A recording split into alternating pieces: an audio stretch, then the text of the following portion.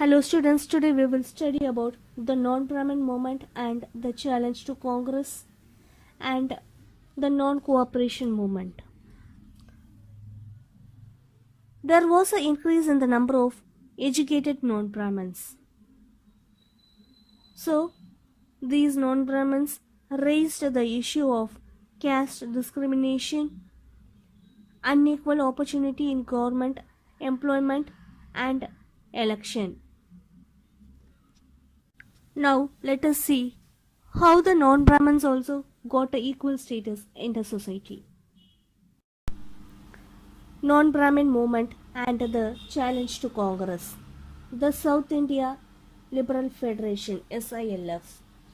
The non-Brahmins started a political organization in order to safeguard themselves.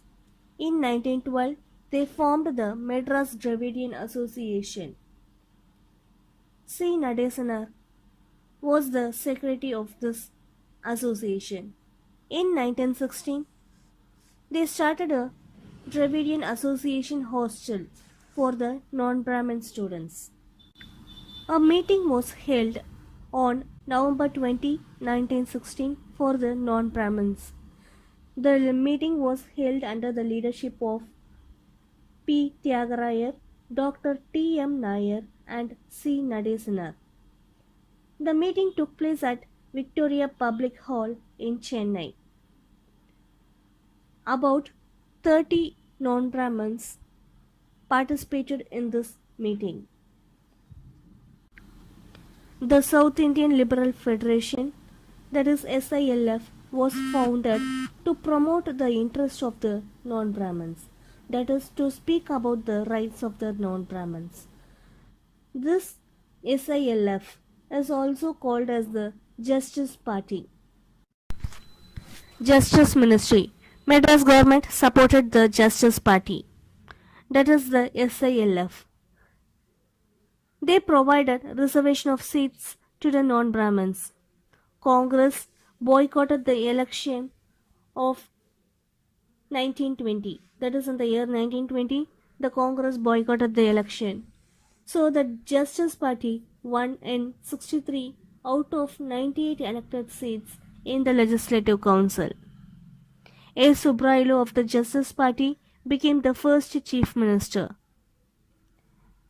After the 1923 elections, Raja of Panagal of the Justice Party formed the ministry. Government's repressive measures, Rowlatt Act. So we have already studied about the Rowlatt Act in Unit 8. According to this act, police were given the power to arrest anyone without warrant and to punish anyone. The Rowlatt Act was initially called as Draconian, Anarchical and Revolutionary Crimes Act. Later, it was named as Rowlatt Act after the name of Sir Sidney Rowlatt. Sir Sidney Rowlatt was the head of this Rowlatt Act, and he was the one who recommended and passed this act in 1919. Indians were against this act. Gandhiji adopted Satyagraha method to protest against this Rowlatt Act. Rowlatt Satyagraha. On 18th March 1919, Gandhiji addressed a meeting on Marina Beach. On 6th April 1919, Hartal was organized to protest against the Black Act, that is the Rowlatt Act. Hartal means closing of shops, offices, that is suspending their works as a mark of protest.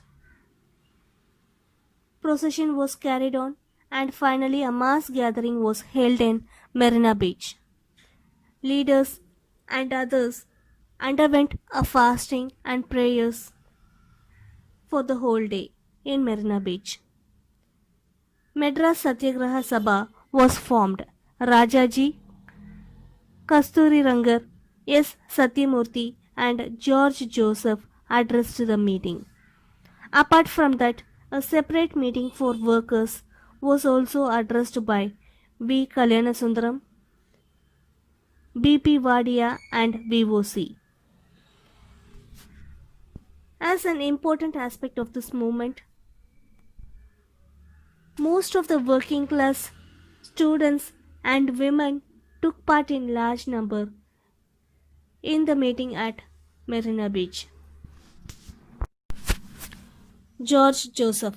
George Joseph was a barrister and an eloquent public speaker.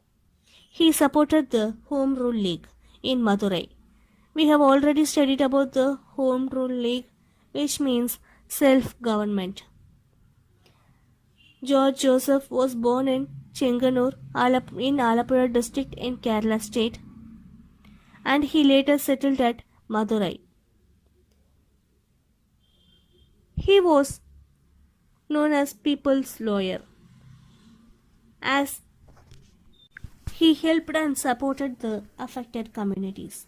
So he was fondly called as Rosapudurai by the people of Madurai. Khilafat movement. We have already seen about the Khilafat movement.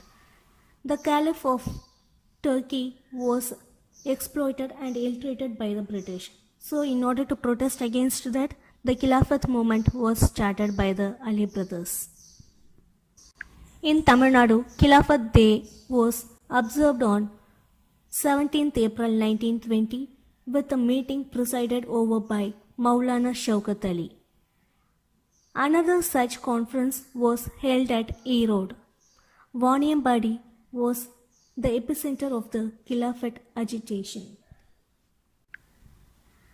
Epicenter means the center point of the disturbance, and agitation means Kilarchi in Tamil. Non-cooperation movement. Now let us see the role of Tamil Nadu in the non-cooperation movement. C. Rajaji and E.V. Ramasamy were the leaders of this non-cooperation movement in Tamil Nadu. Yaqub Hasan. He was the founder of the Muslim League in Madras. Rajaji worked closely with Yaqub Hasan. So therefore there was a unity between the Hindus and the Muslims during the course of this non-cooperation movement in Tamil Nadu. No tax campaigns and temperance movement. That is the movement against liquors. As a part of the non-cooperation movement, the farmers refused to pay tax to the British. A no tax campaign took place in Tanjavur. Councils, schools and courts were boycotted. Foreign goods were also boycotted. One of the important aspects of the movement in Tamil Nadu was the temperance movement, which is also called as the movement against liquors. In November 1921, it was decided to organize civil disobedience movement.